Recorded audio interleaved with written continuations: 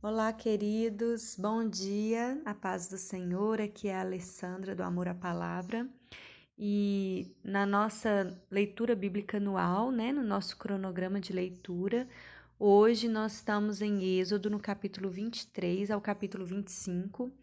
E eu queria resumir um pouco aqui para vocês a leitura desses dias, desses próximos dias, porque Êxodo, a partir do capítulo 25 até o capítulo 31, nós vamos ter registrado na palavra as diretrizes de Deus para a construção do tabernáculo, né? E aqui, de repente, algumas pessoas possam ter algumas dúvidas e é uma parte um pouco mais complexa para entendimento, mais, né, dentro de um estudo teológico, mas que, assim, é uma palavra maravilhosa que, se nós formos estudar a fundo a construção do tabernáculo e o significado de tudo ali dentro, né, de tudo que o tabernáculo traz, o altar do holocausto, a pia de bronze, as cortinas do tabernáculo, ali a separação do lugar santo, do lugar santíssimo, a arca da aliança, é assim um estudo maravilhoso. Se nós formos aprofundar e entender, nós vamos ver que Deus, ele é um Deus organizado, né? Eu gosto muito de dizer que Deus, ele é um Deus organizado, tudo desde a criação do mundo, né? Desde que ele criou céus e terra, nós sempre veremos um Deus organizado, né? Detalhista, um Deus que cuida de tudo nos detalhes, e nada do que Deus faz é em vão.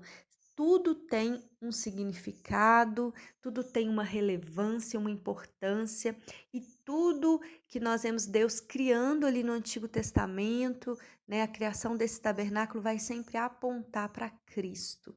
Então, assim, é maravilhoso, mas nós não vamos adentrar muito a fundo nisso, né? Até porque ficaria assim um estudo mais demorado para nós estarmos fazendo, mas eu queria destacar um pouco aqui com vocês, justamente para esclarecer, né? Para que vocês venham perseverar na leitura, sabendo que Deus não coloca nada na palavra de Deus em vão, né? Nada na Bíblia está ali por acaso.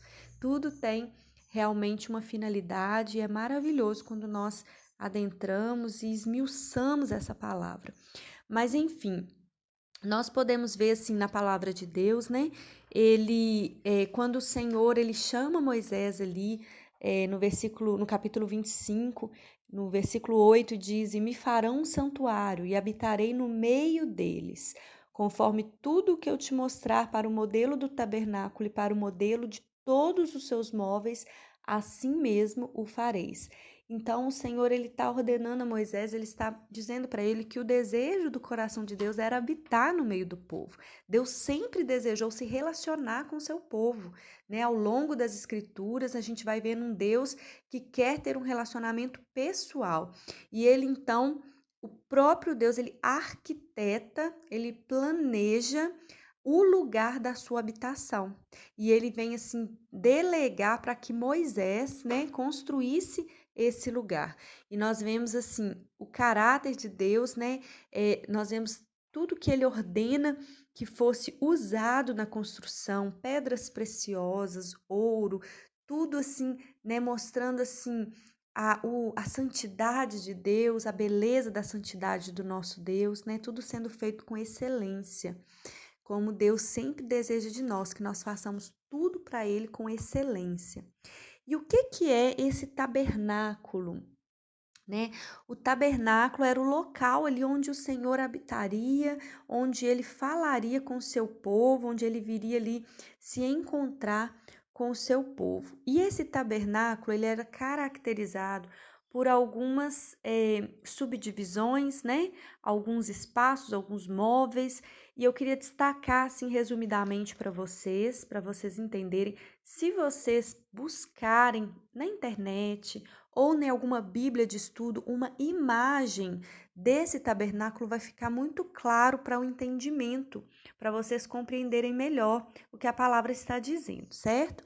Mas o tabernáculo, ele era constituído primeiramente de um pátio, que era, né, um espaço chamado também de átrio, que ele era fechado por uma cerca feita de cortinas de linho fino torcido, e ali havia esse pátio, né, que era o primeiro espaço ali que constituía o tabernáculo. Depois a gente tem o altar dos holocaustos, que é um espaço também externo ali fora da tenda ali do lugar coberto, né? Nós temos ali o altar de bronze ou de cobre, onde eram feitas os sacrifícios. Então, era o conhecido como o altar dos holocaustos. Ali eram sacrificados os animais, né, perante o Senhor para expiação do pecado do povo. Depois nós temos a pia de bronze. A pia de bronze também ficava ali no pátio. Ela era utilizada para que os sacerdotes lavassem as mãos e os pés antes de entrarem no interior do tabernáculo. Então, nós temos a tenda do testemunho, que é o tabernáculo propriamente dito. Ele é a parte interna e ficava dentro do pátio. Então, nós temos, vamos, né, recapitulando, o pátio que era cercado pelas cortinas. Depois nós temos o altar do holocausto, a pia de bronze e então a tenda do testemunho, que é o lugar ali onde o sacerdote entrava, né? Esse era o tabernáculo propriamente dito. E dentro dessa tenda eram compostos de 2 lugares, o lugar santo e o lugar santíssimo. O lugar santo era o lugar onde o sacerdote entrava diariamente, era feito ali manutenção, né, em todas as peças. Dentro desse lugar santo haviam 3 elementos, que era o candelabro de ouro com as suas 7 lâmpadas, a mesa feita de madeira de acácia, que era coberta de ouro e chamada também de mesa dos pães da proposição, né, onde Moisés ordenou que os pães estivessem continuamente perante ele. E por fim, então, nós tínhamos o candelabro de ouro, a mesa feita de ouro, e ainda tinham a cortina, né, que separava o lugar santo do lugar santíssimo. Então, essa cortina, ela fazia separação do lugar santo para o lugar santíssimo, e ela era revestida de ouro, né, na qual se fazia uma intercessão pelo povo. Dentro do lugar santíssimo havia apenas um móvel, né, que era a Arca da Aliança. Essa mobília construída, né, ali arquitetada pelo Senhor. Nós lemos no capítulo de hoje como ela deveria ser feita, a tampa, os querubins, mas nessa Arca da Aliança, dentro dela haviam 3 elementos: as tábuas da lei, dos mandamentos, um vaso com maná do deserto e a vara de Arão que floresceu. Então, que nós ainda vamos ver mais à frente na leitura bíblica. Então, resumidamente, assim era composto o tabernáculo, era o local onde Deus habitava entre o povo. Tudo foi construído com a possibilidade de se movimentar à medida que o povo ia avançando, conquistando terras. A Arca da Aliança era levada, esse tabernáculo era construído em outro lugar, né? Então, assim, queridos, é uma lição, um texto mais teológico, né? Mais assim, em que você tem que dedicar ali uma atenção, uma compreensão, um entendimento mais profundo, mas como eu disse, é muito importante, não é em vão. Deus, ele é perfeito em tudo e tudo que ele fez demonstrava ali o seu cuidado, o seu carinho, a sua vontade de se relacionar com o povo.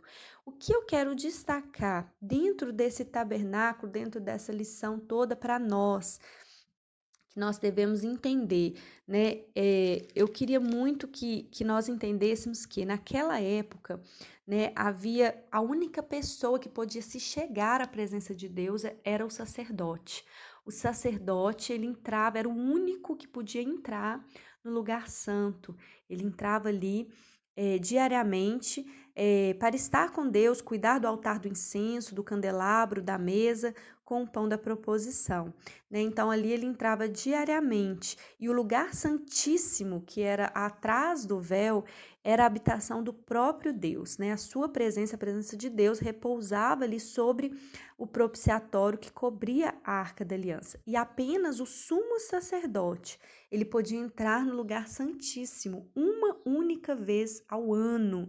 Então, queridos, somente uma única vez no ano o sumo sacerdote podia entrar ali realmente na presença de Deus para fazer uma expiação pelos pecados de todo o povo.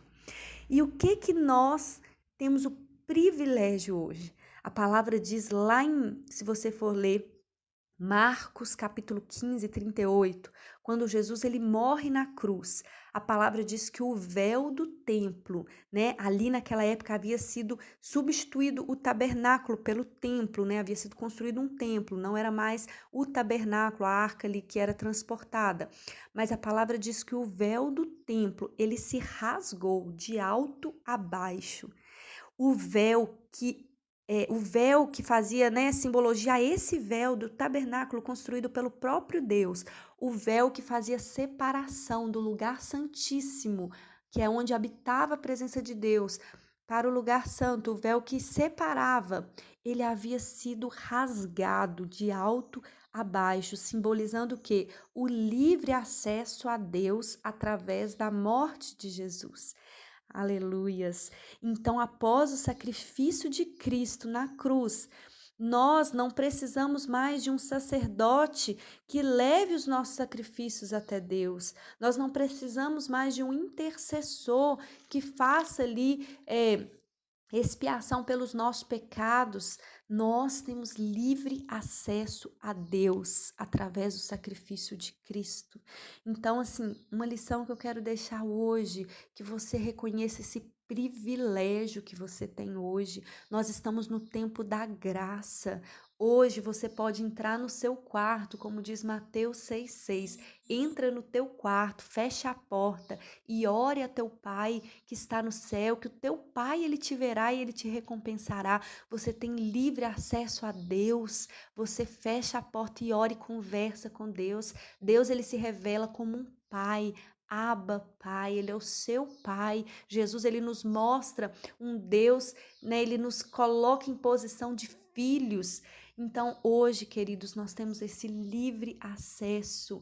Naquele tempo, nós vamos ainda ler no decorrer das leituras, ainda dentro de Êxodo, como que eram feito, né, para se chegar à presença de Deus. Ninguém podia se chegar à presença de Deus, era somente o sumo sacerdote. Nós, aquele povo lá, não podia. E hoje nós podemos, nós temos acesso, você não precisa de intermediário a não ser Cristo. Jesus é o seu único intermediário, ele é a porta que te leva, ele é o caminho que te leva até Deus, o único caminho, né? Então fica com essa palavra para meditação. Hoje foi uma lição um pouco mais teológica. Se você aprofundar, você vai compreender, vai aprender o significado de cada um desses utensílios, de cada um dos móveis, de Deus fazendo tudo da maneira assim maravilhosa, né? Mas uma lição geral que nós podemos extrair dessa construção dessa Arca da Aliança, da construção do tabernáculo, né? É que apontava para Cristo, e que Cristo veio para nos aproximar de Deus Pai. Amém? Que Deus te abençoe em nome de Jesus.